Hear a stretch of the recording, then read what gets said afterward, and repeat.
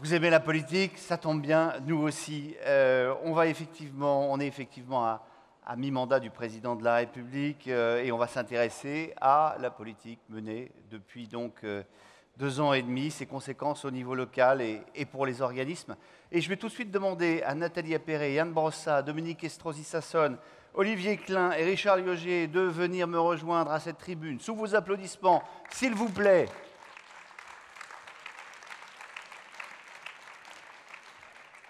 Vous connaissez à peu près... Non, vous êtes ici, Madame Estrosi-Sassone, voilà, Olivier Klein au milieu, Richard Lioger à côté, que je vous les présente, si besoin était, Nathalie Appéré, maire de Rennes, membre du Parti Socialiste, Yann Brossat, adjoint au maire de Paris en charge du logement, de l'habitat durable et de l'hébergement d'urgence, vous êtes membre du Parti communiste, chef de file de votre parti pour les municipales parisiennes, on ne sait pas encore ce que vous allez faire, mais... je vous le dirai si vous avez envie d'ailleurs, après tout. Dominique Estrosi-Sassone, sénatrice Les Républicains des Alpes-Maritimes.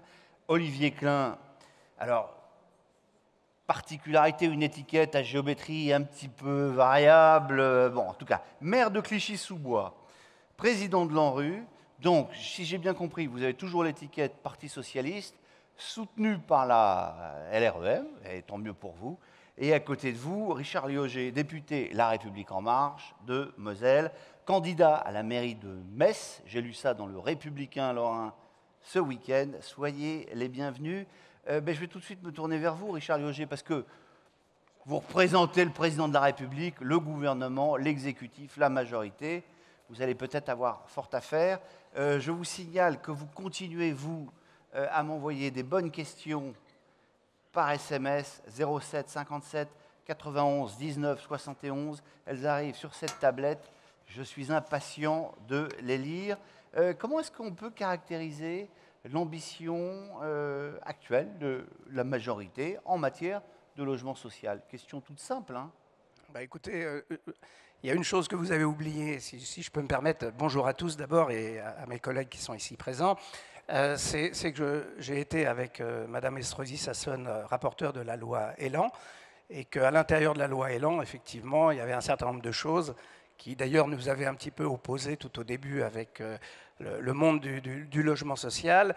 J'aime bien le un tout petit peu. Voilà, disons que le congrès de Strasbourg avait été un petit peu chaud, il faut le dire. Oui, j'y étais.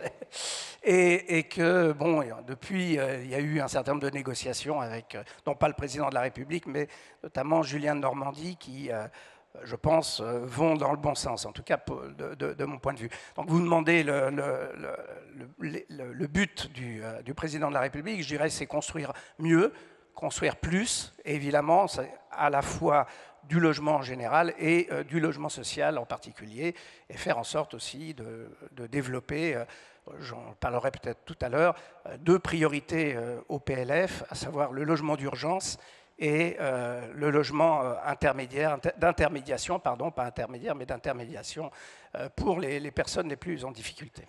Voilà. Bien, donc loger, construire mieux, construire plus. Yann Brossat, on en prend le chemin? Vous m'invitez à commenter la politique du gouvernement, donc je vais le faire brièvement. J'aimerais surtout dire ce que les territoires font malgré la politique du gouvernement. Mon sentiment, c'est que depuis le début de ce quinquennat, le logement a surtout servi de variable d'ajustement à l'intérieur d'un budget.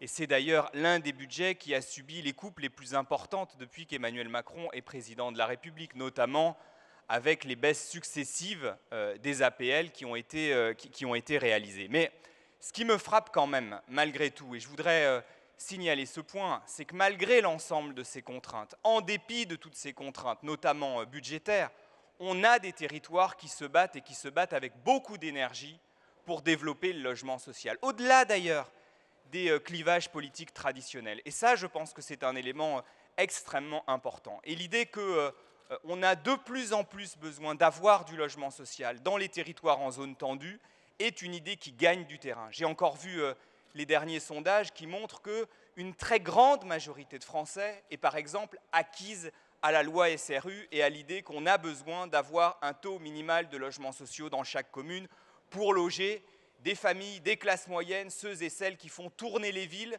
et qu'on a besoin de garder à l'intérieur de nos territoires. Mais le titre de votre débat, c'est les politiques du logement à l'épreuve des territoires. Et je voudrais quand même signaler un point qui, à mon avis, mérite d'être débattu. On a aujourd'hui des politiques du logement qui sont des politiques très nationales et qui ne sont pas toujours adaptées aux situations locales. Je vais vous prendre un exemple. Dans une ville comme la mienne, à Paris, on a désormais 100 000 résidences secondaires, 100 000 logements qui sont occupés parfois 2 ou 3 semaines par an. On aurait besoin, sur une question comme celle-là, que les maires, que les collectivités locales, que ceux qui dirigent ces villes et sont les plus aux prises des réalités, aient la possibilité de mettre en place des mesures contraignantes pour que ces logements retrouvent une utilisation sociale qui profite aux Parisiens. Donc moi, je plaide avec la maire de Paris pour un nouvel acte de décentralisation qui nous permette, sur cette question-là comme sur d'autres, de reprendre la main sur les enjeux du logement. Et je suis persuadé que si ces décisions étaient prises à cette échelle-là, elles iraient davantage dans l'intérêt des habitants. Nathalie Appéré, il faut décentraliser, comme le suggère votre voisin. C'est paradoxal parce que on dit régulièrement, oui, décentralisons, rapprochons-nous des territoires.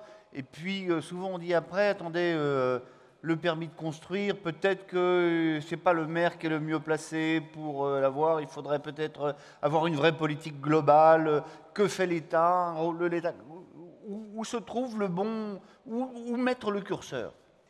Moi, je rejoins tout à fait Yann Brossat sur l'idée que, nonobstant des contextes nationaux, il y a sur les territoires des élus qui se battent pour loger mieux, pour loger moins cher, pour lutter contre la cherté du logement, lutter contre les inégalités, et qui avancent, parfois un peu à rebrousse-poil, on pourrait le décrire par rapport à ce que sont des orientations nationales, parfois main dans la main aussi, parce que ce partenariat, à l'échelle des territoires, il est toujours possible.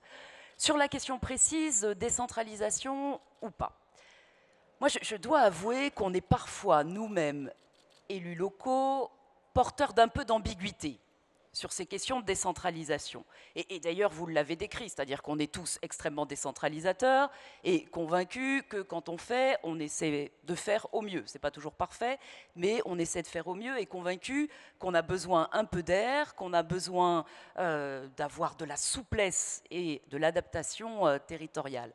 Mais pour ma part, je n'emploie pas forcément décentralisation, mais plutôt contractualisation, territorialisation. Territorialisation parce que les problèmes de Paris ne sont pas ceux de Rennes, ne sont pas ceux de Clichy, et ce dont on a besoin, c'est d'une boîte à outils dans laquelle on puisse piocher pour avoir des solutions efficaces. Il n'y a que ça qui nous intéresse, d'avoir des solutions efficaces, et ça, la territorialisation, l'adaptation au territoire, je pense que c'est vraiment une des clés. J'avais été de ceux qui, au moment des débats sur la loi Elan, avaient plaidé pour davantage de territorialisation. Territorialisation, je vais y plutôt que revenir. décentralisation. Non, je vais y revenir. Adaptation territoriale. Décentralisation, ça a un sens. Adaptation territoriale, ça en a un autre. Mais pour dire très précisément, sur la loi Elan, on avait considéré que parce que les objectifs que Richard Logier vient de décrire, on les partageait. Bien sûr qu'on a tous envie d'aller vers cette ambition du logement abordable pour tous. Et donc, on pouvait utiliser, le cas échéant, cette loi pour donner plus de souplesse au territoire et, le cas échéant, pouvoir corriger les effets négatifs qui n'ont pas manqué d'arriver de la baisse des APL et de mise en place de la RLS. On n'a pas été suivi à ce moment-là. Maintenant, je vois s'ouvrir avec grand intérêt le débat qui s'annonce sur ce que l'exécutif semble appeler la loi 3D, avec la question de la territorialisation, de la décentralisation. Et moi, je me dis, profitons-en pour contractualiser et obtenir davantage de régulation par la voie du contrat. Pourquoi ? Pourquoi ? Parce que, de mon point de vue, ce serait un peu facile de dire que les collectivités locales sont vertueuses par nature. On sait bien qu'il y a aujourd'hui un certain nombre de territoires qui ne jouent pas le jeu en matière de logement. Et si la loi SRU existe, c'est précisément parce qu'il faut pouvoir obliger les uns et les autres à prendre le risque, notamment le risque de la construction, le risque du logement social. Et quand on est confrontés les uns et les autres à la réalité des territoires, on sait bien qu'il faut parfois se battre pour assumer ça, et que certains préfèrent ne pas mener ce combat. Donc si décentralisation veut dire perte d'ambition, national et laisser-faire total à l'échelle des territoires, je ne suis pas d'accord. Moi, je reste, comme Yann Brossa, profondément attaché à la loi SRU, par exemple, et je considère que l'État est légitime à fixer des injonctions en matière de logement. Le logement, ça a été dit dans ce congrès, c'est porté par le mouvement HLM, c'est pas un bien comme les autres. C'est une condition de la dignité, une condition de l'égalité, et tout mal logement est une entorse dans le pacte républicain. Donc l'État, il est légitime à dire, mesdames et messieurs les élus locaux, moi je veux vous fixer des objectifs, des ambitions en matière de logement. Par contre, je vous laisse la main pour mettre en œuvre, pour adapter, pour rechercher des solutions. Et c'est là que la logique de contrat me paraît extrêmement intéressante. Je vais être beaucoup plus concrète. Quand je disais que sur la loi Elan, quelques amendements avaient été déposés à l'initiative de parlementaires du territoire pour essayer de territorialiser. À l'époque, qu'est-ce qu'on disait? On disait, sans doute, que c'est important que le mouvement HLM puisse être titillé, puisse se restructurer. Après tout, pourquoi pas? Il n'est pas exempt parfois de toute critique. Mais ce qui compte vraiment, c'est qu'on produise du logement. Et donc, pour produire du logement, l'État peut nous accompagner et les collectivités locales elles-mêmes peuvent être aussi incitées à mettre de l'argent frais pour compenser ce qu'est la baisse des fonds propres des bailleurs. Et si on se met d'accord sur cet objectif commun qui est dans l'intérêt immédiat des gens, faire en sorte que les uns et les autres puissent se loger à des prix abordables et ne soient pas exclus de nos villes en tension. Eh bien, dans ces cas-là, sur la RLS, on peut peut-être faire des choses plus intelligentes. C'est par exemple ce que nous avons essayé, ce que nous mettons en œuvre à l'échelle du territoire rennais, qu'on appelle le loyer unique. On l'a fait malgré la RLS, on aurait aimé le faire en dehors de la RLS, mais on l'a fait malgré le RLS. Le loyer unique, c'est un principe simple, à savoir, à même logement, même niveau de loyer, quelle que soit la localisation, l'année de construction, de façon à pallier les inégalités territoriales. Parce que, y compris le logement social, peut être trop cher pour certains de nos concitoyens lorsque... Nathalie Appert, je vais vous passer la parole, hein, il n'y a pas de souci. Il y a une petite question, vous savez, ils sont encore plus durs que moi. Hein. Si la gauche revient au pouvoir, est-ce qu'elle abroge la loi Elan ou pas? Moi, ce que je sais en tout cas, c'est que la maire de Rennes que je suis et qui, à ce jour, n'est préoccupée que par ces questions dans le cadre d'une ville attractive où la cherté du logement nous rattrape, quand bien même on fait des choses, qu'on a pu faire, moi je dis malgré la loi Elan. Voilà, malgré la loi Elan. Donc, est-ce qu'il faut donc c'est une mauvaise sans loi. cesse... je dis qu'elle nous a mis plutôt... quelques petits cailloux supplémentaires dans la chaussure et qu'on s'en serait bien passé, mais que ça n'a pas empêché d'avancer. Et ce qui est intéressant, c'est de continuer à avancer. Et je pense que les vraies questions vers lesquelles on doit se projeter, c'est les futurs chantiers législatifs qui arrivent. Alors attendez, les futurs chantiers, on va y revenir. Dominique Estrosi, ça sonne. Ça, c'est le problème des politiques, ils ont l'habitude de tenir, de tenir la baraque. Là. Donc là, il faut les tenir bride courte. Sur cette question de qui fait quoi, décentralisation, contractualisation, place de l'État, des collectivités locales, dans le domaine du logement, vous voyez ça comment? Alors je partage pour partie ce qui vient d'être dit. Effectivement, je pense qu'il faut laisser plus de souplesse au territoire. On ne conduit pas les mêmes politiques de public de l'habitat, que ce soit dans des régions tendues ou des régions qui ne le sont pas, dans des grandes métropoles ou dans des communes plus rurales. Et donc, moi, je crois beaucoup aussi au droit à la différenciation et au droit à l'expérimentation. C'est ce qu'on va essayer de faire, en tout cas au Sénat, pas uniquement sur le sujet dans le domaine de la politique du logement, mais je pense qu'il peut y avoir, à travers un droit à l'expérimentation, à travers un droit à la différenciation, cette souplesse qui peut être apportée, cette confiance qui peut être accordée au territoire, et donc faire en sorte qu'on s'appuie sur l'intelligence territoriale, sur ce qui se fait dans l'ensemble des territoires, dans leur diversité aussi à travers les élus locaux qui portent bien évidemment des politiques qui peuvent être différentes mais qui servent quand même toujours l'intérêt général.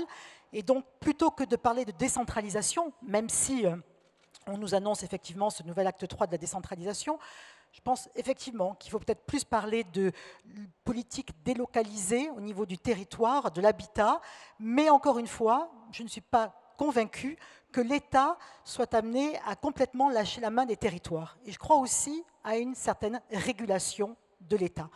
En même temps, c'est vrai que localement, c'est ce qui fait aussi une force, un ancrage local, et que ce soit pour des organismes de logements sociaux comme pour des élus, c'est le maire qui sait, dans le cadre du mandat qui lui a été confié pendant le temps de la démocratie, là où il faut construire, là où il y a lieu de faire de la mixité sociale, là où on doit faire des politiques qui sont des politiques d'aménagement du territoire qui soient beaucoup plus globales. Et donc ce focus local, cet ancrage local et territorial, bien évidemment, ils sont une force dans notre pays qui peut-être depuis le début du mandat du président Emmanuel Macron, a été quand même assez malmené, même si aujourd'hui il semble qu'il y ait de nouveau une appétence en direction des élus locaux.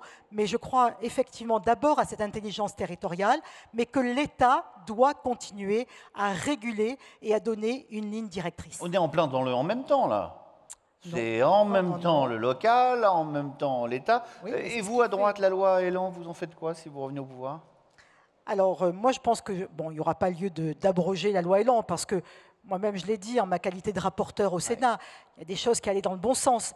Ce qu'on a beaucoup dit, c'est que cette loi Elan, elle est arrivée dans un calendrier qui n'était pas celui qui devait être suivi. C'est-à-dire que si on avait d'abord débattu de la loi Elan, avec y compris la réorganisation du tissu social HLM, qui était déjà de toute façon en route. Et il y avait beaucoup d'organismes de logements sociaux qui s'étaient déjà mis en capacité de pouvoir travailler ensemble, mutualiser un certain nombre de compétences. Le problème, c'est que, encore une fois, le gouvernement a mis la charrue avant les bœufs et que le gouvernement a d'abord, de façon unilatérale, brutale, à travers les deux lois de finances, à travers la loi de finances 2018 et la loi de finances 2019, d'abord, à travers cette baisse des APL et qui a entraîné la RLS, la réduction du loyer de solidarité, plutôt que présenter d'abord la loi Elan et ensuite amener vers des lois de finances, même si fondamentalement on peut ne pas être d'accord, effectivement, que la politique du logement serve de variable d'ajustement budgétaire, que le gouvernement fasse encore une fois une politique du rabot, parce que c'est ça, et c'est trouver tous les moyens qui peuvent exister pour continuer, bien évidemment, à montrer qu'il y a une baisse du déficit du budget de l'État, sauf que c'est au prix d'un certain nombre d'actions, de mesures et de enlever des capacités d'investissement aux bailleurs sociaux, qu'on le veuille ou non. Parce que même si, aujourd'hui, clause de revoyure étant là, avec les mesures, et enfin le gouvernement qui a quand même ouvert les yeux et pris en considération les difficultés que nous mettions en avant à travers ces lois de finances, la visibilité, elle est quand même à très court terme, jusqu'en 2022. Quid après? Et de fait, comme le logement... En 2022, il y a des petites échéances électorales. Comme le logement s'inscrit dans le temps long, eh bien, on peut penser aussi que l'endettement des bailleurs sociaux, d'ici 20 ans, vous savez, il y a une étude de la Caisse des dépôts et consignations qui dit que l'endettement des bailleurs sociaux va passer de 160 milliards d'euros à 300 milliards d'euros d'ici 20 ans.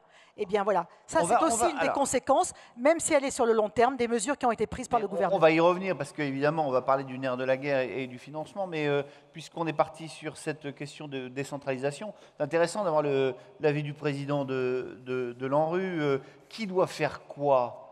Qu'est-ce qu'on laisse au niveau local? Qu'est-ce que l'État garde comme prérogative? Cette nouvelle... phase de décentralisation, de contractualisation, comme dit Nathalie Appéré, comment vous voyez les choses? Oui, bonjour à tous. Moi, comme les prédécesseurs, je crois qu'il n'y a pas de bonne réponse à cette question. L'État doit contrôler et continuer à réguler, et en même temps, il faut partir de la réalité du terrain. Nathalie l'a dit, la réalité de la métropole du Grand Paris, de la zone dense, ne peut pas être la même que d'autres métropoles, et donc il faut partir de la réalité, et c'est ce qu'on fait à l'ANRU. Les projets qui sont portés de renouvellement urbain dans chacun des territoires sont d'abord les projets des maires et des présidents des communautés d'agglomération ou des métropoles. Aucun projet aussi ambitieux que cela ne peut se construire sans les pouvoirs locaux, sans les élus, sans les habitants, et ils doivent jouer un rôle de plus en plus important dans la construction même du projet.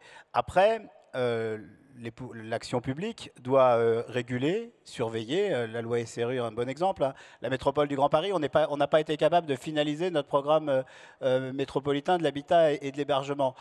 Pourquoi? Parce qu'aujourd'hui, la situation politique fait que les élus ne regardent pas le logement social de la même façon. Et à un moment, s'il n'y a pas la loi SRU ou d'autres éléments de contrôle et des cordes de rappel, eh bien, on risque de revenir, même si effectivement, Yann l'a très bien dit, le logement social n'est plus, fort heureusement, l'épouvantail qu'il a pu être parfois dans certains discours. Il reste encore des gens qui s'interrogent. Il y a des gens aussi qui, à travers le mode de financement du logement social, à travers les politiques de peuplement, choisissent ceux qui vont rentrer ou ne vont pas rentrer dans le logement social, qui vont faire venir sur leur commune. Donc je pense qu'il y a vraiment besoin d'outils de régulation. L'ANRU y participe avec d'autres, avec l'ANA, mais il n'y a pas de... Enfin, je crois que ça serait une erreur d'aller vers une sortie du rôle de l'État dans son rôle de contrôle du logement. Enfin, la première question, moi, comme d'autres, on est tous élus. Samedi matin, j'ai des rendez-vous de maire. 99% des gens qui vont venir me voir, c'est pour parler du logement. Même quand officiellement le titre du rendez-vous est sur un autre sujet. À la fin, c'est au fait, monsieur le maire. Et la réalité, c'était ça la vraie demande. C'était parce qu'il y a une urgence. À Clichy, c'est 4000 demandeurs de logements sociaux. Une bonne année sur les attributions du maire, c'est 35 logements que j'attribue. Donc je ferme le service ce soir. À ce rythme-là, dans 100 ans, tous les demandeurs de logements sociaux à Clichy ne seront pas encore logés. Donc il y a une urgence absolue à construire plus, à construire mieux, à continuer à valoriser le logement social.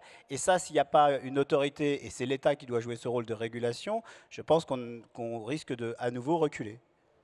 Alors, Richard Lioger, venons-en au cœur du problème, le financement de tout ça. Si vous voulez bien, j'aimerais bien répondre quand même à un certain nombre de choses, notamment sur la loi Elan. La loi Elan, déjà, c'est une conférence de consensus qui a duré 6 mois à l'initiative du président Larcher. Et finalement, c'est un débat parlementaire qui a duré, en tout cas à l'Assemblée nationale, très longtemps, dans lequel il y a eu 2000 amendements.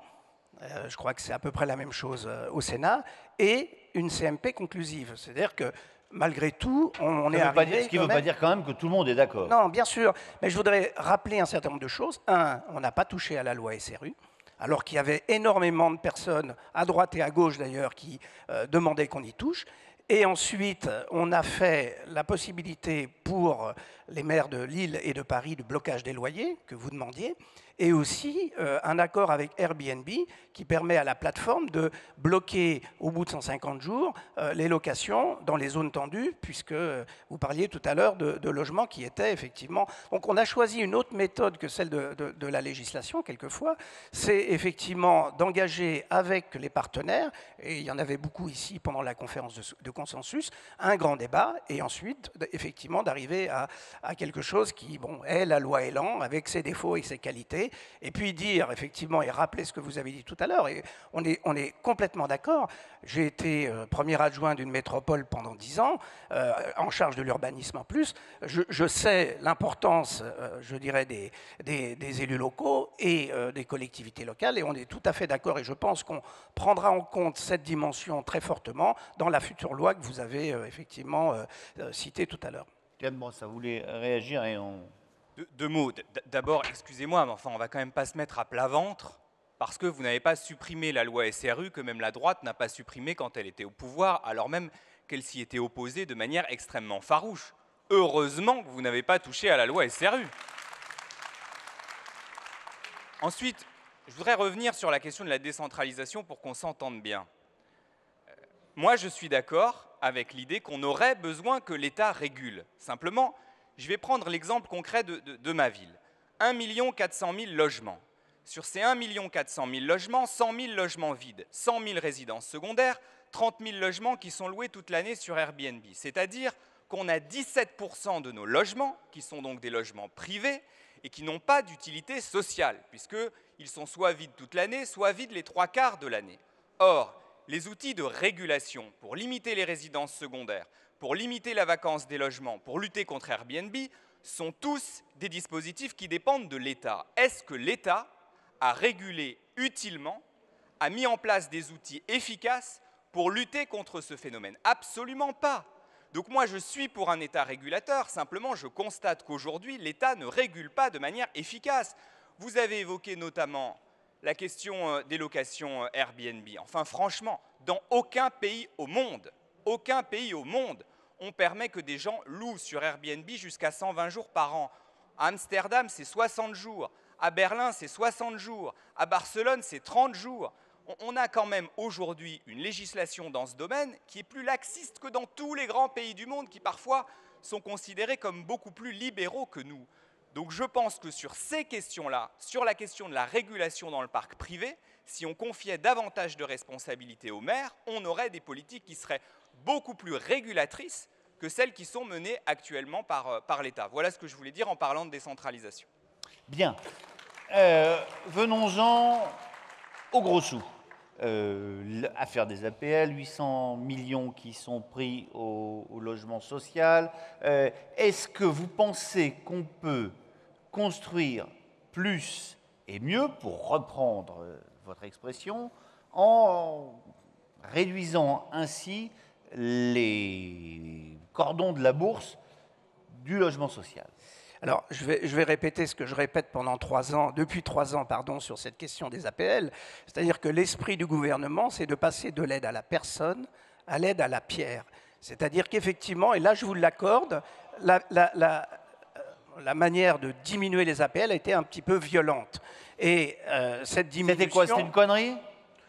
Bon, disons que voilà, je ne peux pas dire plus que ce que je dis. Ça a été violent en attendant effectivement qu'on mette en place le système qui est ce qu'on pense d'un point de vue politique, c'est-à-dire que plutôt que de donner de l'argent à des locataires pour qu'ensuite ils le donnent à des bailleurs sociaux, autant donner directement cet argent aux bailleurs sociaux. Et c'est un petit peu l'esprit de l'aide à la personne à l'aide à la pierre.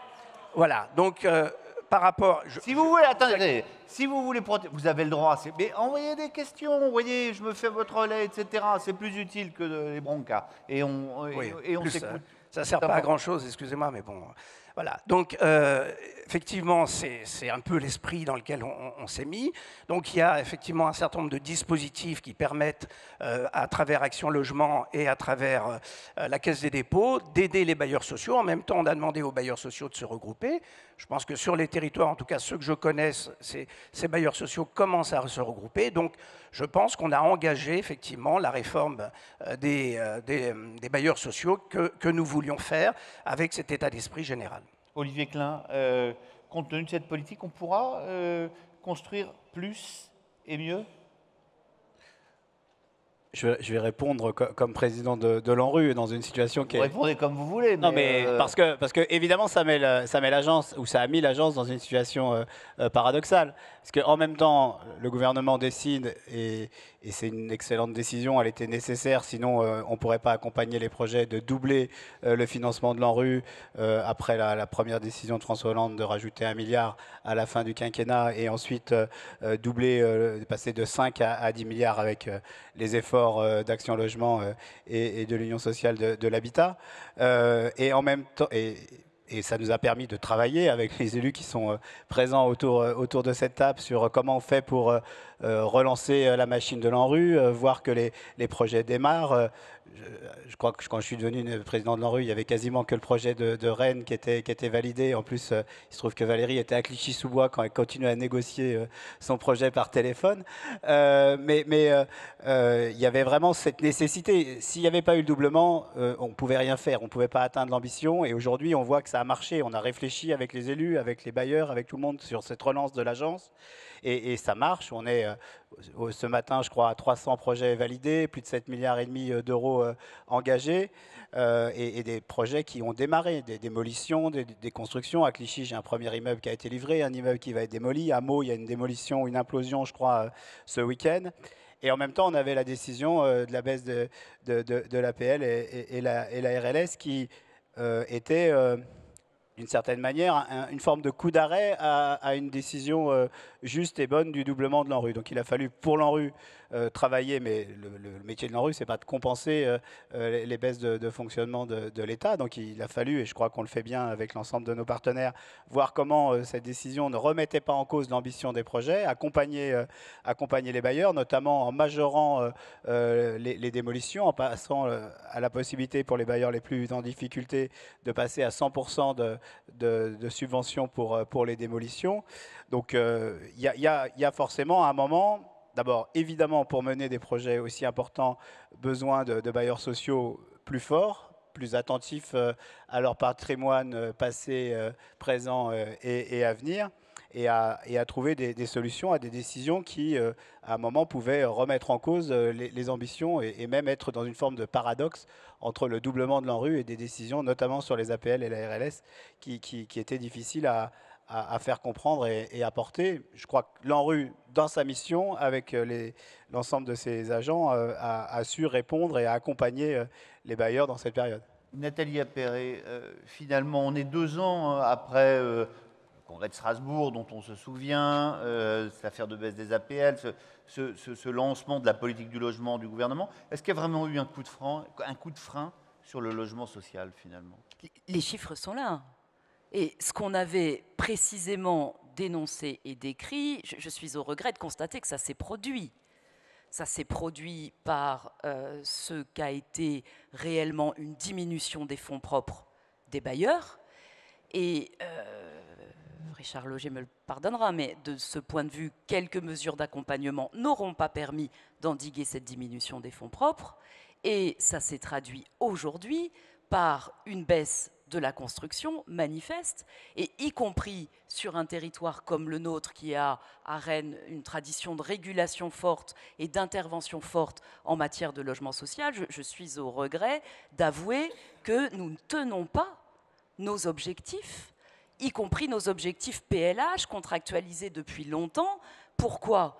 Parce que d'un côté le marché s'emballe, et qu'on a besoin de nouvelles régulations. Il y a là aujourd'hui actuellement une flambée des prix sur le marché privé. La promotion immobilière manifestement se porte très bien. Je vois chacun s'en réjouir dans les palmarès. On arrive à des taux de marge qui sont aujourd'hui absolument fantastiques du point de vue des investisseurs. Mais le résultat des courses, c'est que le marché privé est de plus en plus cher et que les bailleurs sociaux ont de plus en plus de mal à tenir leurs objectifs, y compris d'ailleurs parce que quand il y a une tension sur la construction, les entreprises préfèrent parfois aller travailler pour la promotion immobilière et que, alors même qu'on a moins d'argent côté bailleurs sociaux, on est confronté aussi à des devis qui peuvent, c'est très concret, hein, mais c'est ce qu'on vit au quotidien, être supérieurs de 20, 30, 50% par rapport aux estimations. Donc là, on a actuellement un problème d'équilibre entre l'objectif qu'on veut tenir de construction de logements sociaux avec des bailleurs fragilisés d'une part, et une promotion immobilière qui a besoin aujourd'hui d'être totalement régulée, sinon on fabrique des villes qui sont des machines à exclure. Quand on regarde ce qu'est la progression des prix au mètre carré sur le neuf aujourd'hui, on fabrique des villes, Anne Hidalgo le disait hier très justement dans son discours d'ouverture, où il n'y a plus ni couche populaire, catégorie populaire, ni classe moyenne, parce que les prix sont devenus trop élevés. Donc on a des solutions, on essaye de mettre en œuvre des solutions. C'est ces questions d'expérimentation qu'on évoquait, je citais le loyer unique dans le logement social pour que, y compris, on puisse produire de l'égalité dans le logement social. C'est sur un autre registre, la mise en place des offices de foncier solidaires avec les bails à réhabilitation solidaire, qui sont des outils extrêmement efficaces pour réguler les prix du marché. Ça consiste très concrètement à séparer la propriété du sol de la propriété des murs. Et donc, quand un jeune ménage avec des ressources modestes achète, il achète moins cher parce qu'il ne va pas acheter le foncier qui, lui, reste propriété de la collectivité. C'est un outil très puissant parce que ça permet, lorsqu'on impose des quotas d'accession aidée et de bail à réhabilitation solidaire pour être technique, de faire baisser la pression sur le marché. De la même manière, lorsque dans nos outils d'aménagement, PLU, PLUI, on met des servitudes de mixité sociale pour obliger à ce que dans toute opération immobilière, il y ait du logement social, on a ces outils de régulation. Mais je crois qu'on a encore besoin d'en inventer parce qu'aujourd'hui, notamment sur les territoires attractifs, on est dans des formes d'emballement où on a du mal sur la spéculation immobilière à trouver les outils de la régulation. Et je crois que précisément, les avancées en termes de contrats, de différenciation, de territorialisation, sur lesquelles on est tous aujourd'hui d'accord, et c'est tant mieux. On ne l'était pas hier au moment de la loi Elan, on l'est aujourd'hui, tant mieux, mais ça doit nous aider à avoir des outils et à tirer dans le même sens, parce que je vous sentais intéressé par ce que pouvaient être les points de divergence entre nous. C'est normal. Quand il y a du débat politique, notre responsabilité, c'est aussi de dire ce que sont les clivages. Mais il n'empêche que quand on est aux manettes et les mains dans le cambouis, et je crois qu'on peut ici considérer que les uns et les autres prennent leur part sur le terrain, ce qui compte, c'est pas de se positionner pour ou contre l'État, pour ou contre Théodule, pour ou contre le gouvernement. C'est bien l'objectif d'intérêt général. Si on est d'accord, si celui-ci sait loger tout le monde là où il le souhaite à des prix abordables, alors c'est comment on trouve les solutions. Et les solutions aujourd'hui, elles sont sur la différenciation. Bon. Dominique Estrosi Sassone, vous faites le même constat que dans les Alpes-Maritimes que Nathalie Appéré le fait à Rennes? Oui, alors moi je voudrais revenir sur deux, trois points. La baisse des APL, je pense que plus qu'une gaffe du gouvernement ou, on l'a dit, une décision pour le moins brutale et unilatérale et sans concertation, c'est une véritable bombe à retardement. Vraiment, j'utilise ces mots à bon escient parce qu'on le voit, la baisse des APL via la réduction du loyer de solidarité, de fait, instaure une pression durable sur la marge d'amortissement des bailleurs sociaux. De fait, diminue le niveau des loyers qui sont perçus par les bailleurs sociaux et, dans le temps, va amener les bailleurs sociaux à revoir de toute façon leur plan d'investissement. Donc ça, c'est une réalité aujourd'hui, même si, avec la clause de revoyure qui était plus que nécessaire, même si, avec la baisse du taux de TVA, qui est redescendu à 5,5 et encore pas pour tous les types de logements, puisqu'on n'en est resté que pour les PLAI, les logements très sociaux, et les acquisitions amélioration de logements plus. Mais on devrait la mettre de nouveau également pour les logements PLS, pour les logements plus, et même s'il y a eu ces mesures d'accompagnement par la Banque des territoires, encore une fois, ces mesures d'accompagnement, certes, elles sont dans l'immédiateté pour les bailleurs sociaux une bouffée d'air, parce qu'effectivement, il n'y a pas d'amortissement pendant les 20 premières années, mais à terme, c'est difficile aujourd'hui de mesurer le bilan en tout cas le bilan de ces mesures qu'il va pouvoir avoir sur l'équilibre financier des bailleurs sociaux.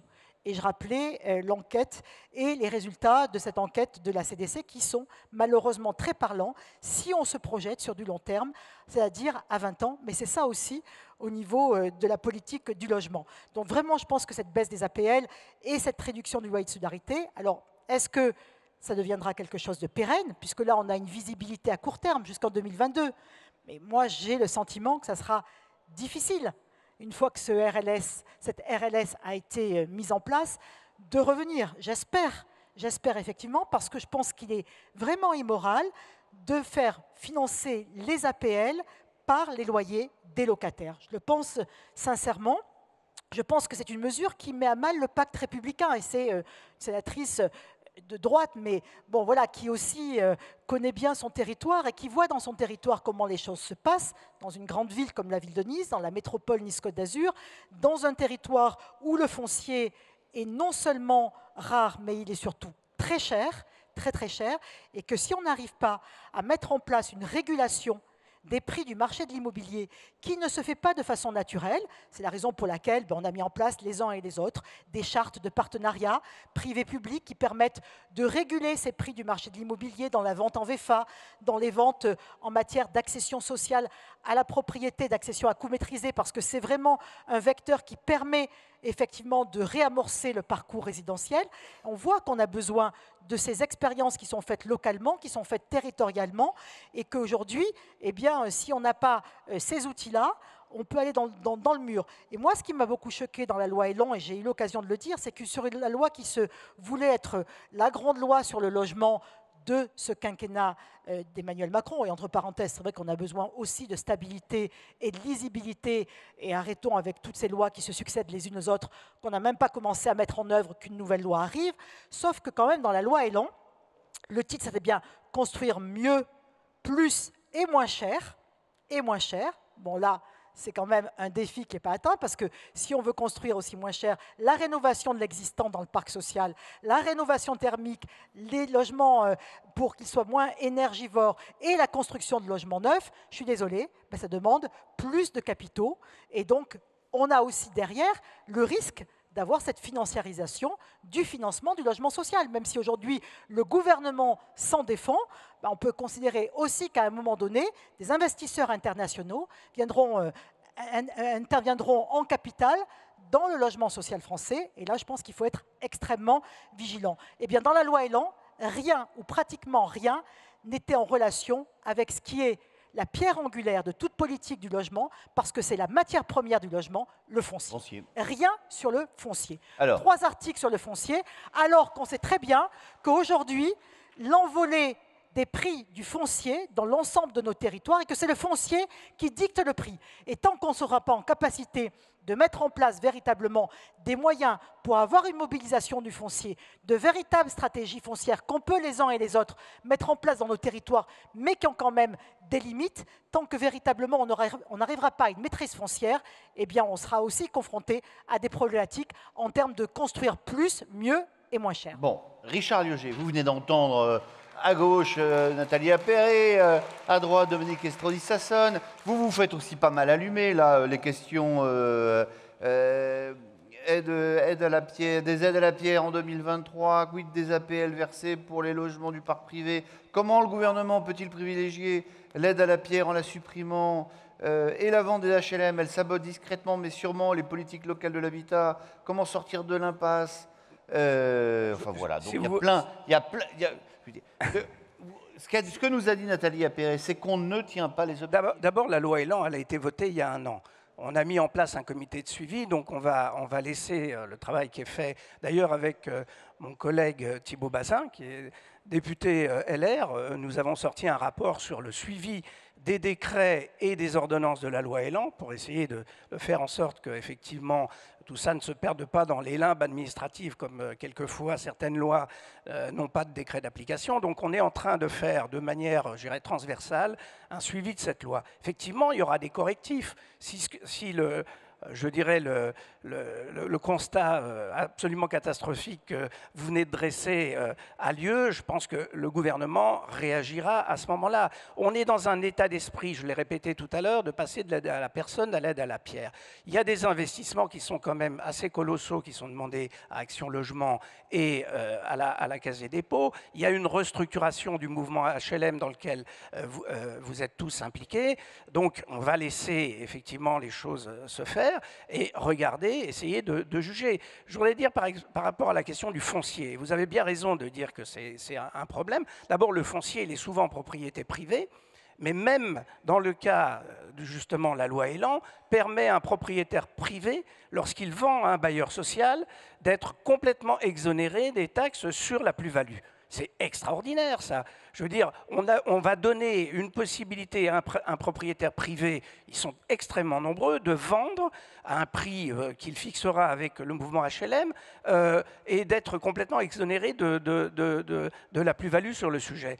Les GOU et les PPA, c'est-à-dire tout le titre 1 de la loi Elan, est consacré à la libération du foncier en direction des collectivités, sur leur initiative, du foncier de l'État. Et je sais très bien d'ailleurs, et c'est pour ça qu'on a insisté là-dessus, que l'État est le plus en difficulté ou le plus mauvais cédant de ces emprises foncières. Hein. Je ne parle pas de la SNCF, c'est un autre sujet, mais par exemple l'armée a des emprises foncières très importantes, je prends l'exemple de Metz, qu'elle a refusé de céder ou qu'elle cédait à des prix très importants. Je veux dire, à partir du moment où les collectivités locales verront une emprise foncière de l'État qui peut être reconverti en logement social et en logement d'une manière générale, eh bien, l'État s'engage, et là-dessus, j'ai posé plusieurs fois la question au gouvernement, y compris au Premier ministre, à ce qu'il y ait un suivi sur la cession du patrimoine de l'État, qui est d'ailleurs souvent cédé à prix assez important, parce que les évaluations de France Domaine, ce qui s'appelait France Domaine auparavant, étaient très importantes. Donc, il faut nous laisser le temps, je pense, de mettre en place, d'aider les collectivités locales. C'est bien le rôle, effectivement, de l'État. Alors, c'est moins celui du député, mais en tout cas, j'espère, du gouvernement, de faire une pression amicale sur un certain nombre, notamment sur l'armée, de manière à libérer le foncier à un prix raisonnable, parce que le prix du foncier intervient effectivement de manière très importante, ce que vous avez dit tout à l'heure. Ensuite, par rapport à ce qu'a dit Mme Apperet tout à l'heure, je suis quand même étonné, vous dites qu'il y a trop de logements privés par rapport au logement HLM. Mais quand vous avez une opération d'urbanisme, avec la loi SRU, vous faites une opération à 25% de logements sociaux. Donc à partir du moment où vous avez une emprise foncière dans une ZAC, dans un GOU, dans un PPA, vous pouvez imposer 25% de logements sociaux. Et après, effectivement, si, je veux dire, ou alors vous ne dominez pas le foncier, effectivement, c'est un autre problème. C'est aussi des cas qui peuvent exister. Donc je veux dire, il y a des outils qui sont toujours actuellement les mêmes, qui permettent effectivement de construire du logement social autant que du logement privé.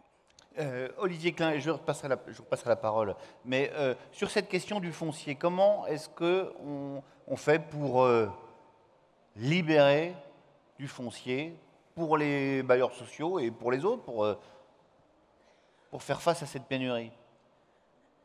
Il y a les fonciers effectivement de l'État, de la SNCF et un certain nombre de fonciers privés à libérer. Après, les questions se posent différemment en zone tendue, non tendue. L'ANRU regarde évidemment les projets qui nous sont présentés de manière différente. On n'est pas dans la même situation quand on est dans la métropole mulhousienne ou quand on est à Paris, à Rennes ou à Lyon, où les questions se posent extrêmement différemment. Après, c'est une volonté politique des maires ou des communautés d'agglomération, de qu'est-ce qu'on fait du foncier, parce que je parlais du PMHH tout à l'heure, enfin, la manière dont un certain nombre d'élus regardent, entre guillemets, les dents creuses dans leur territoire et qu'on nous explique qu'on ne peut pas construire, etc. Et à chaque fois qu'un terrasse libère, on voit une opération de promotion immobilière fleurir.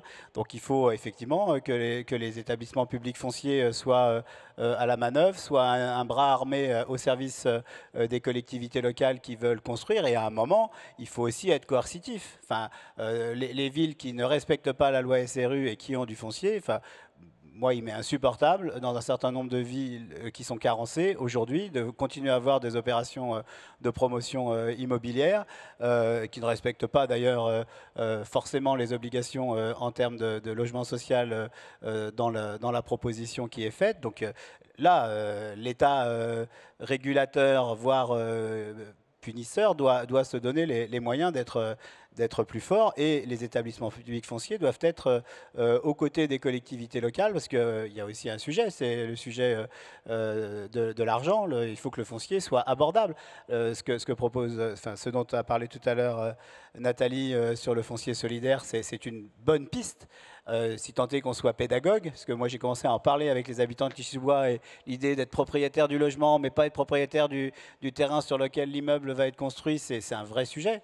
Mais ça s'explique, Lille le fait très bien, d'autres territoires le font, mais c'est certain que sans foncier ou sans imagination, parce qu'il y a aussi à un moment, le foncier était différent. On voit les grandes copropriétés, par exemple à Clichy, où on a des nappes de parking qui étaient à l'époque nécessaires. Il y a aussi du foncier à récupérer, à réfléchir, à regarder. L'ANRU accompagne des PIA, des plans d'investissement d'avenir, où du foncier de la copropriété est récupéré, vendu à un bailleur, et la copro récupère l'argent de ce foncier pour payer ses réhabilitations, notamment ses réhabilitations thermiques. Il y a plein de choses sur lesquelles il faut qu'on réfléchisse, qu'on progresse et qu'on invente, parce que le foncier, il y a des endroits, il est à la fois rare et très cher, et néanmoins c'est aussi là qu'il faut construire du logement social. Comment on fait pour le... Je voulais bien rebondir en deux mots sur la question du foncier et aussi sur la question des aides à la pierre. Sur la question du foncier, pour être très concret, dans une ville comme Paris, Il y a eu un certain nombre de cessions de l'État importantes sous le précédent quinquennat. Depuis qu'on a changé de président de la République, tous les dossiers sont bloqués. Donc je veux bien qu'on nous dise ce qu'on veut. Je veux bien qu'on nous dise que c'est l'une des solutions pour produire du logement social. Enfin, depuis 2017, il n'y en a pas eu une supplémentaire. Et tous les dossiers qui avaient... Allez, prenez un micro si vous voulez vous exprimer. Ont été bloqués. Donc je pourrais parler par exemple de la caserne de Reuilly qui va être livrée très prochainement. Ça a été débloqué sous le gouvernement précédent. Il a fallu qu'on se fasse entendre, mais enfin, il n'y a pas eu de session supplémentaire. Vous oubliez l'opération des Jeux Olympiques, qui va être une opération extraordinaire. Encore heureux. Excusez-moi, mais c'est quand même plusieurs dizaines d'hectares. Très bien, encore heureux. Deuxièmement, sur la question des aides à la pierre, là aussi, j'entends l'idée séduisante sur le papier selon laquelle on aurait réduit l'aide à la personne pour basculer sur l'aide à la pierre. Sur le plan philosophique, j'y adhère totalement et je pense que c'est une très bonne chose.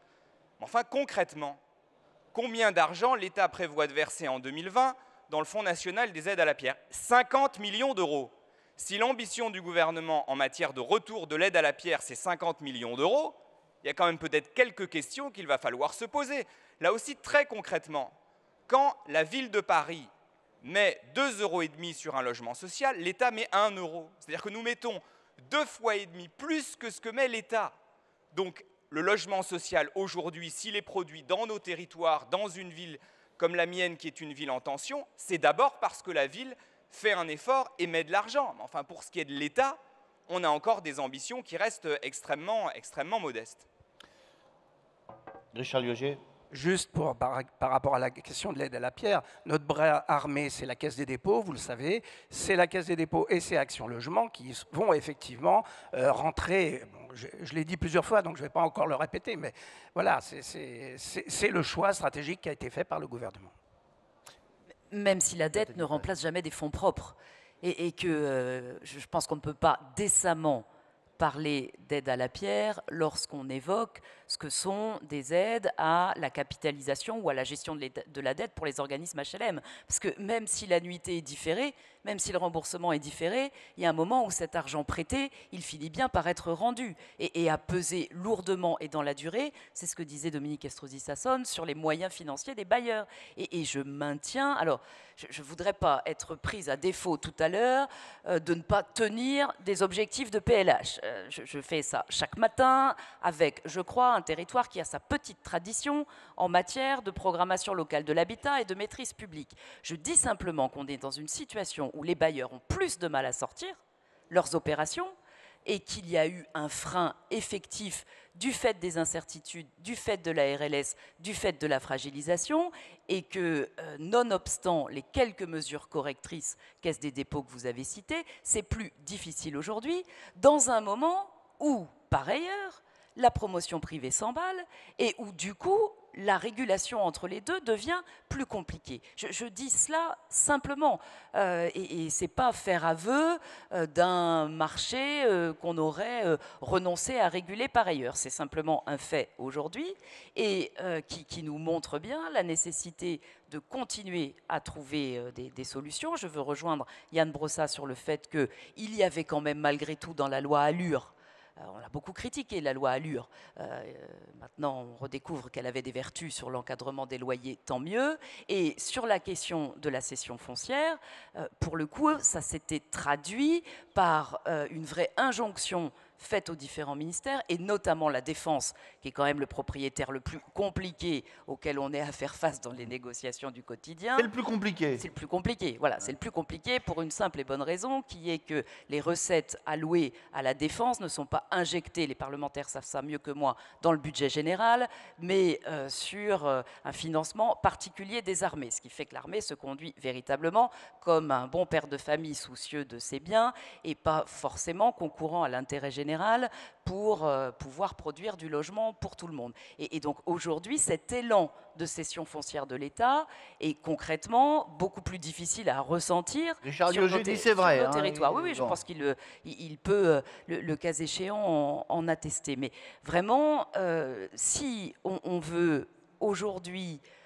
s'accrocher à nos objectifs de logement moins cher, abordable, plus rapide, on est dans un moment où je crois véritablement la situation peut être critique et où on a besoin d'être accompagné, je le dis encore, pour trouver des solutions. Des choses qui peuvent être très concrètes.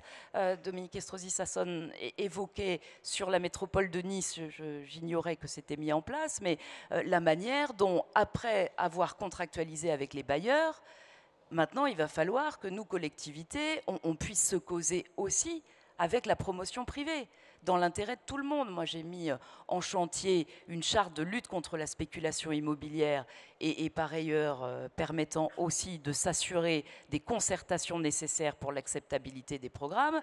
Il faut vraiment qu'on accepte de discuter parce que ce système où le marché s'emballe nous conduit véritablement droit dans le mur dans un moment où les bailleurs, eux, n'arrivent plus à faire face.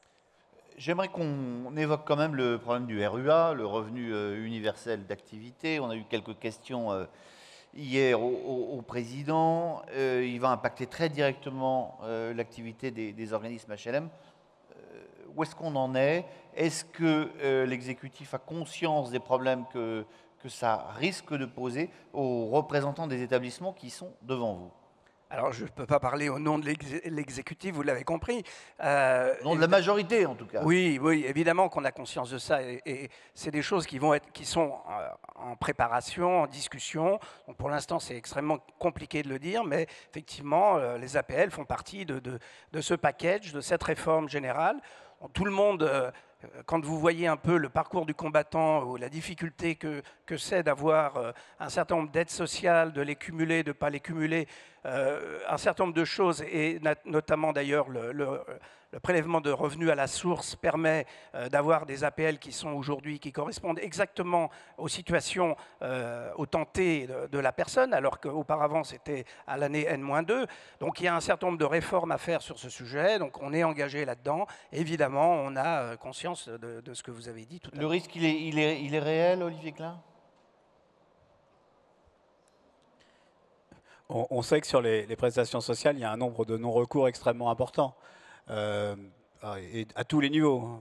Moi, je suis enseignant, j'ai dirigé un établissement scolaire.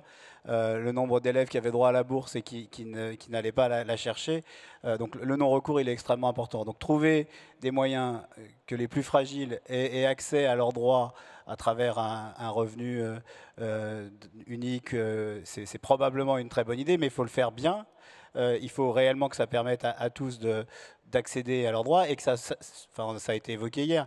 Il est évident que ça aura un coût, que ça ne doit pas venir en soustraction d'autres aides et qu'à la fin, les plus fragiles ne touchent pas leur dû et ne soient pas en capacité de payer leur loyer, d'accompagner leurs enfants dans leur parcours scolaire, etc. Donc tout ça, je crois que c'est une idée juste, que probablement on est un certain nombre à porter, mais ça doit se faire avec beaucoup de doigté et pour répondre vraiment à la situation des plus fragiles à travers un revenu. Donc vous êtes en train de dire, c'est quoi? C'est la fausse bonne idée?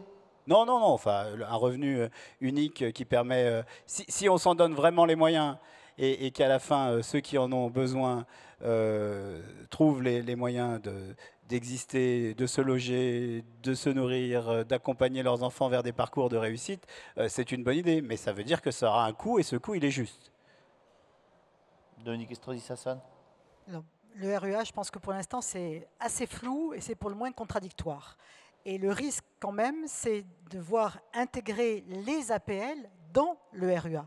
Et là, effectivement, il faut être particulièrement vigilant parce que si c'est pour que ces aides servent à venir abonder le budget général des ménages, mais qu'elles ne soient pas fléchées vers les dépenses de logement, on risque, au bout du compte, d'avoir un certain nombre de perdants, principalement, bien sûr, les bailleurs sociaux, à travers les impayés qui vont monter en flèche, alors qu'on sait que les bailleurs sociaux font un travail considérable pour aujourd'hui limiter ces impayés. Et des impayés, c'est fragiliser les gens, les locataires, et c'est fragiliser le logement social. Et les APL ne sont pas des minima sociaux. Les APL, ce n'est pas un revenu. C'est une allocation qui aujourd'hui a été démontrée comme étant la plus redistributive et elle permet la solvabilité des gens. Donc moi, j'attire véritablement beaucoup de vigilance et en l'intérieur, il y aurait des perdants parce que les retraités, à travers, ils n'ont pas un revenu, ils ne sont pas en emploi, les étudiants et les bailleurs sociaux, je pense qu'il faut faire très attention sur cette idée qui est une idée pour le moins noble, généreuse et qui apporterait un certain nombre, en tout cas, de réponses. Mais je crois qu'aujourd'hui, ce n'est pas suffisamment abouti et qu'il faut vraiment être extrêmement vigilant. Nathalie Appéré. Exactement, même point de vigilance. Si on considère que le logement, c'est la première des dignités et que c'est un bien particulier pour chacun, veillons à ce que la fusion, le risque de fusion des APL dans un revenu plus large ne se fasse pas au détriment du droit au logement. Et la crainte très basique qu'on peut avoir, c'est l'augmentation des impayés, donc la nouvelle fragilisation des bailleurs sociaux d'une part, et puis les risques de parcours individuels qui décrochent parce qu'il y a des impayés et que derrière il y a des expulsions, et on est déjà dans un moment où le nombre de personnes à la rue n'a jamais été aussi important, soyons particulièrement vigilants. Donc les risques existent, le revenu universel, alors on peut y mettre différentes définitions, mais c'est très difficile de ne pas y être favorable dès lors que ça permet de lutter contre le non-recours, c'est ce que disait Olivier. Par contre, en matière de logement, il y a un risque. Et si c'est le risque du mal-logement, ça ne mérite pas d'être pris. Donc, puisque c'est identifié, je veux espérer que ce sera pleinement intégré pour qu'il n'y ait pas cette difficulté-là. Peut-être juste un petit point complémentaire parce que, qui n'a absolument rien à voir, si vous me le permettez. Mais après tout, permettez quelques instants à la présidente de l'ANA, que je suis par ailleurs, de pouvoir dire que s'agissant du parc social, on peut alerter sur les difficultés aujourd'hui de la construction et de la rénovation, mais que nous avons aussi des enjeux, lorsque l'on parle de logement, majeurs sur le parc existant et singulièrement le parc privé. Et de ce point de vue, puisque vous nous invitiez à tirer un bilan intermédiaire de l'action gouvernementale telle qu'elle a été produite, je considère que l'accent qui a pu être mis sur le soutien à la rénovation thermique, à la lutte contre l'habitat indigne et à la diversification, pour le coup, des outils mis à disposition des territoires pour les aider à agir sur ces questions complexes du parc privé, nous permettent, je dois le reconnaître en tant que maire de Rennes, d'avancer véritablement. Et je me dis que ce qu'on a réussi... bon point, là, alors. Oui, non, mais il faut... non, mais point attendez, pour personne, c'est bien, attendez, ce qui compte, c'est un point pour les gens, au final, qui se logent, hein, que ce soit pour les uns ou pour les autres autour de cette tribune. Je pense qu'on s'en fiche un peu, les uns et les autres. Mais simplement indiquer que si on doit, puisque vous nous invitez à réfléchir au logement, à l'épreuve des territoires et à nous projeter sur les échéances à venir et notamment sur ce que nous indiquions tout à l'heure, sur faire confiance davantage, différencier, territorialiser, peut-être gagnerions-nous à nous inspirer davantage de ce qui est fait en matière d'habitat privé sur une boîte à outils qui peut être utilisé par les uns et les autres. Ça peut donner des résultats. On est encore très loin des objectifs de la rénovation thermique et des objectifs de lutte contre l'habitat indigne, mais les choses avancent. Je crois que les élus que nous sommes le reconnaissent volontiers et qu'il y a là peut-être matière à s'inspirer aussi en matière de logement social. Yann Brossa. Je voulais juste dire deux mots sur le RUA, dans la continuité d'ailleurs de ce que viennent de dire Nathalie Appéré et Dominique Estrosi. Ça sonne sur les APL, bien sûr, et les risques que cette fusion risque d'induire, mais surtout j'ai une interrogation. On nous dit qu'il s'agit avec le RUA de lutter contre le non-recours, ce qui est une bonne chose, notamment quand on sait le nombre de personnes qui auraient droit au RSA et n'y ont pas aujourd'hui recours. Simplement, on ne peut pas dire à la fois qu'on veut lutter contre le non-recours et dire qu'on veut fonctionner à budget constant. Ou alors cela signifie que le montant des prestations diminue. Et je crois que ça n'est pas ce dont on aurait besoin. Donc inévitablement, il va bien falloir qu'il y ait des moyens derrière. Excusez-moi d'être un peu bas de plafond et de faire le calcul, mais enfin ça me paraît relativement logique. Un petit mot des territoires détendus, parce qu'on a beaucoup parlé effectivement des villes où le logement est en situation tendue. C'est pas la même politique? Tout le monde reconnaîtra que c'est extrêmement compliqué de demander à un bailleur social, par exemple, d'aller sur un territoire détendu où il y a des difficultés et où les gens n'ont pas nécessairement envie d'aller habiter, quoi. Mais on avait hier le monsieur de France-Loire qui disait, ben voilà, mais finalement, le fait de ne pas construire aussi sur ces zones détendues pose des problèmes, quoi. Sans doute, c'est vrai. Moi, je suis élu d'une circonscription qui est en partie, c'est Metz, mais en partie rurale. Et il y a un vrai problème. Et là, c'est le logement privé qui prend le relais, avec des loyers qui sont quelquefois assez au niveau des plafonds de loyer des logements sociaux. Donc, je ne sais pas s'il y a absolument nécessité, en tout cas, si vous parlez des logements sociaux dans les zones détendues, Oui. S'il y a vraiment absolument nécessité de pousser, parce que c'est aussi un petit peu quelquefois ce qu'on fait. Certains maires poussent les bailleurs sociaux à venir construire et on a là pour le coup des logements qui sont vacants. J'en connais pas mal, et des bailleurs sociaux qui se retirent et qui revendent. On n'a pas parlé d'ailleurs au passage de la vente des logements sociaux, parce que c'est aussi un aspect important de la loi Elan, Et un sujet sensible. brûlant, mais moi que j'assume totalement. Je veux dire, j'ai vu la frilosité des bailleurs sociaux pendant 10 ans pour vendre leur logement, pour faire en sorte... Alors, il y avait quelqu'un qui disait qu'il voulait une France de propriétaires. Je ne sais pas si vous vous souvenez, je n'irai pas jusque-là, mais je pense que faire en sorte... Dominique Estrosi-Sassone, regarde C'était une petite plaisanterie. Voilà, non, c'était juste pour dire qu'à un moment donné, on ne me fera pas croire que quelqu'un qui va passer 30 ans dans un logement social ne peut pas devenir, avec un bon accompagnement, propriétaire de son logement social et céder un patrimoine à ses enfants. Or là, je crois qu'il y a un effort à faire, et c'est ce qu'on a essayé de pousser à faire. Je sais que c'est compliqué parce que ça demande un accompagnement. Je sais que c'est très consommateur, notamment pour les bailleurs sociaux, de personnel, mais je crois qu'il faut arriver effectivement à faire en sorte que les locataires deviennent le plus souvent possible des propriétaires. Et ça, c'est quelque chose qui est important et qui est aussi, dans la loi Elan, un des éléments de reconstitution des marges financières des bailleurs sociaux et qui a fait effectivement discussion de manière assez importante. Alors, je sens qu'Yann leur a peut vous fixé répondre sur cet aspect-là, Voilà. mais Olivier Klein, d'abord, sur les zones détendues, vous avez entendu ce que dit Richard Lieuget, dit finalement, c'est au privé de régler le problème, quoi.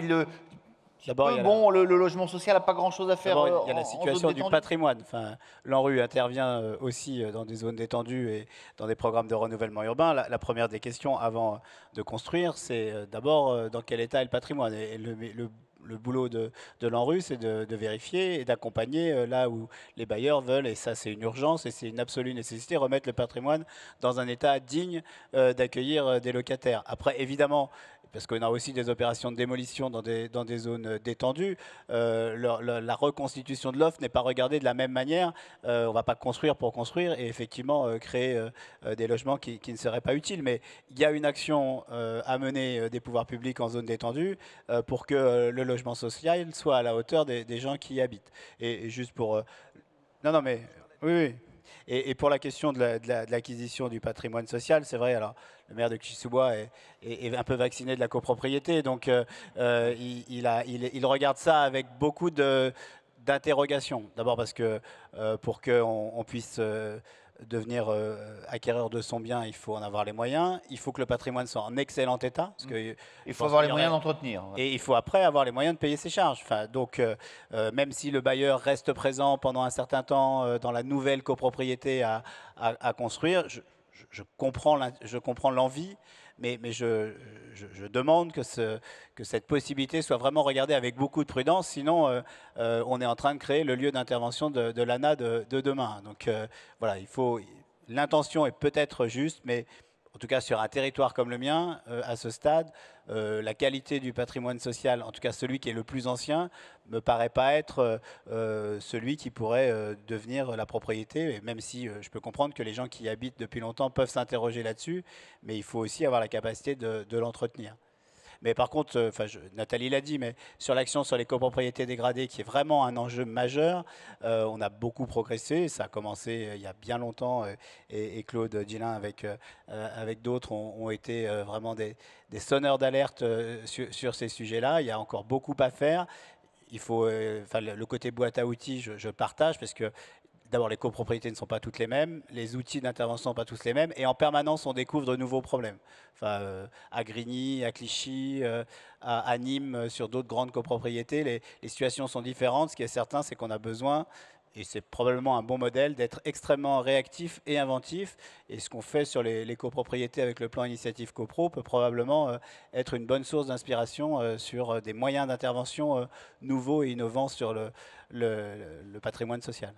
Dominique Estrosi-Sassone.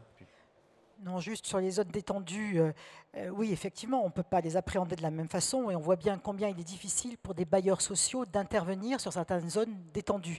Je me suis moi-même rendue dans l'Aisne lorsque j'étais rapporteur sur le fond d'une proposition de loi pour lutter contre l'habitat indigne, où le maire de cette commune nous expliquait qu'il avait effectivement préempté des bâtis qui étaient avérés logements indignes, insalubres, mais qu'il n'arrivait absolument pas à faire venir le moindre bailleur social parce que effectivement, il n'y avait pas de possibilité pour ce bailleur social d'investir, pas de marché, d'investir et demain donc de louer ces logements. En même temps, est-ce qu'on peut laisser des populations dans ces territoires-là se dire que elles seront toujours amenées à vivre dans des logements sans pouvoir avoir accès à des logements neufs, à des logements peut-être plus confortables. Donc c'est vrai qu'il y a vous fabriquez des gilets jaunes, qui s'interpelle et qui nous interpelle les uns les autres. Mais quand je vois que le gouvernement envisage, par exemple, de supprimer le PTZ dans les zones rurales, eh bien, je suis désolée, c'est un très mauvais signal qui est lancé dans les territoires, en zone détendue, dans les territoires et dans les communes rurales, parce que s'il y a bien un endroit où effectivement dans ces territoires-là, une mesure, un dispositif comme le PTZ peut apporter de véritables solutions à un certain nombre de nos concitoyens, je pense que c'est dommage, que ce serait une erreur que de le supprimer. Et donc, je voulais aussi faire cette remarque parce que je crois qu'il y a encore des solutions, même si c'est vrai que dans les zones détendues, c'est une réalité qui s'impose à nous. Sur la vente de logements sociaux, personne, et en tout cas moi-même, j'ai dit que je n'étais contre la vente de logements sociaux, sauf ce qu'on a dit, c'est que les objectifs annoncés, 40 000 logements sociaux vendus par an, nous semblait pour le moins extrêmement ambitieux et difficile à atteindre. Quand on voit que les années précédentes, ils s'en vendaient environ 8 000 logements. Donc vous voyez le gap qu'il faut franchir. Et ces logements sociaux, d'abord, qu'est-ce qui va être vendu? Les maisons individuelles. Qu'est-ce qui va être vendu? Les logements sociaux qui sont situés dans les endroits qui sont les plus attractifs, là où effectivement des locataires ont des conditions de ressources, des capacités financières qui leur permettent effectivement de devenir propriétaires de leur logement. Et ça me semble être une très bonne chose. Mais parallèlement à ça, il y a aussi un très mauvais signal qui a été lancé par le gouvernement dans les précédentes lois de finances, c'est qu'on encourage la vente de logements sociaux et en même temps le gouvernement supprime l'APL accession pour des économies de bout de chandelle, parce que ça ne représente vraiment rien dans le budget de l'État, mais en supprimant l'APL accession, eh bien, on enlève un dispositif qui permet aux ménages les plus modestes de pouvoir bénéficier d'aides qui leur permettent de devenir propriétaires de leur logement. Yann Brossat. Un mot sur la question de la vente HLM. Là aussi, je pense qu'il faut se méfier des slogans qui parfois sont un peu réducteurs et surtout avoir le courage de se confronter au réel. Et une fois de plus, le réel, je veux bien admettre qu'il est différent selon les territoires. Mais si je prends une ville comme la mienne, qui n'a pas atteint encore le seuil des 25% de logements sociaux, puisque depuis 2001, nous sommes passés de 13% à 22% de logements sociaux, c'est-à-dire que nous avons financé 110 000 logements sociaux supplémentaires, mais nous sommes encore à quelques encablures de l'objectif des 25%. Nous demander à nous de vendre du logement social alors qu'on n'a pas atteint le seuil des 25%, c'est quand même totalement absurde. Alors lorsque je dis ça au ministre, il me dit « oui, mais on en vendra un et on en construira deux ». Où? À quel endroit? Où est-ce qu'on pourra construire des logements sociaux supplémentaires dans une ville comme Paris, qui est la ville la plus dense d'Europe? Donc la réalité, c'est qu'il s'agit de quoi? Il s'agit de nous dire on va vendre du logement social bien situé dans les beaux arrondissements parisiens où on a déployé des efforts parfois monstrueux pour y créer du logement social, pour construire du logement social en Seine-Saint-Denis ou dans le Val-de-Marne, c'est-à-dire la politique qui était menée dans les années 70.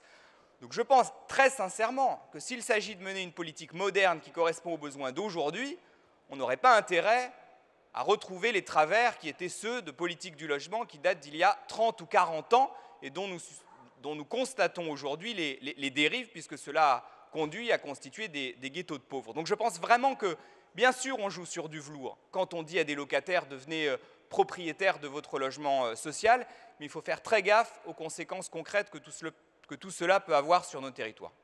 Nathalie Appéré. Total accord. Total accord avec les uns et les autres.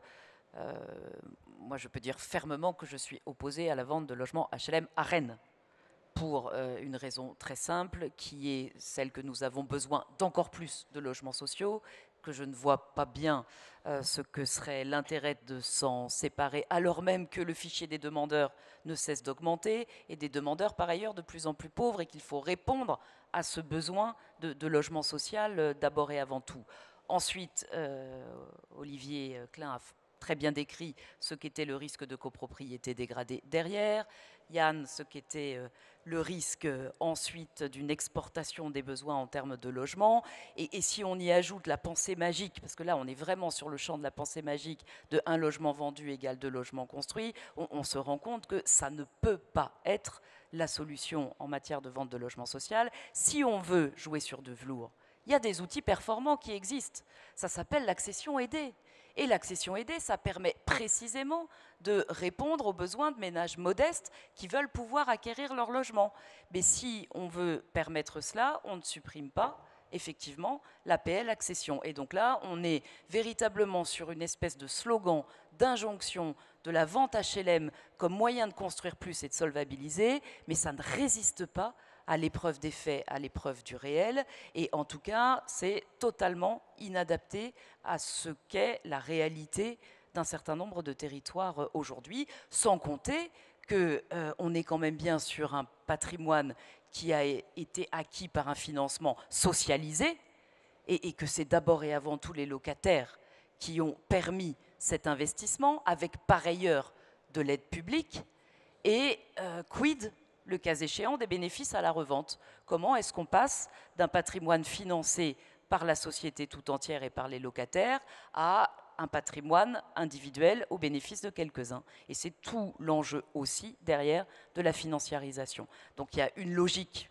libérale derrière ça, elle n'est pas la mienne. Il y a 2 logiques. On ne va pas vous mettre... Juste une petite incise. Enfin, c'est quand même de vendre à des gens qui sont ayant droit chez vous. Et donc, ce n'est pas de vendre à des grands capitalistes. Donc, on est bien d'accord. Et ensuite, là, avec votre... Excusez-moi, mais avec votre raisonnement, Nathalie Appéré, on interdit à toute société privée la vente d'un bâtiment public, puisque ce bâtiment public a été financé par l'argent des impôts. Et à un moment donné, quand l'État aliène, ou les collectivités locales d'ailleurs, qui aliènent des bâtiments, elles ne peuvent plus le vendre à une société privée puisqu'il a été acquis par des biens publics. Non mais c'est un petit peu votre raisonnement. Donc je veux dire, là aussi, excusez-moi, mais je veux dire, ça veut dire qu'on paralyse complètement toute possibilité d'évolution du patrimoine. Or je pense quand même qu'à un moment donné, il faut faire en sorte que le patrimoine à la fois de l'État, des collectivités et des bailleurs sociaux puisse tourner, alors je ne sais pas si en vendant un, on en construit 2, mais en tout cas, dans l'état d'esprit, je crois qu'on est vraiment, effectivement, dans cette idée de faire tourner le patrimoine et de ne pas garder un patrimoine comme ça pendant indéfiniment. Et la vente aux locataires est une chose, effectivement, difficile, compliquée. C'est vrai qu'il y a des risques, vous les avez évoqués, de copropriété dégradée. C'est bien pour ça qu'il y a un accompagnement. Mais enfin, la personne qui vous l'achète et qui est locataire pendant 30 ans, vous ne vous posez pas la question de savoir si elle va être défaillante pendant 30 ans. Elle paye bien son loyer. Donc, pourquoi elle ne paierait pas de la même manière son logement? Bien, on ne vous mettra pas d'accord, mais ce n'était pas le but. On n'évoquera pas tous les sujets concernant la politique du logement, mais ce n'était pas possible en 1h30. Il est 16h, je m'étais engagé auprès de vous à vous relâcher à cette heure-ci parce que vous avez des rendez-vous sur le salon, à l'extérieur. Grand merci à vous, public, pour vos questions extrêmement nombreuses extrêmement pertinentes. Le congrès se poursuit, les débats se poursuivent, hein, notamment au pavillon. Je vous renvoie au programme et vous avez tout sur l'appli. Quant à nous, en plénière, on se retrouve demain à 9h30 pour la dernière journée. Elle va être chargée. Bonne fin de soirée à vous. Bonne fin de journée, on va dire, oui.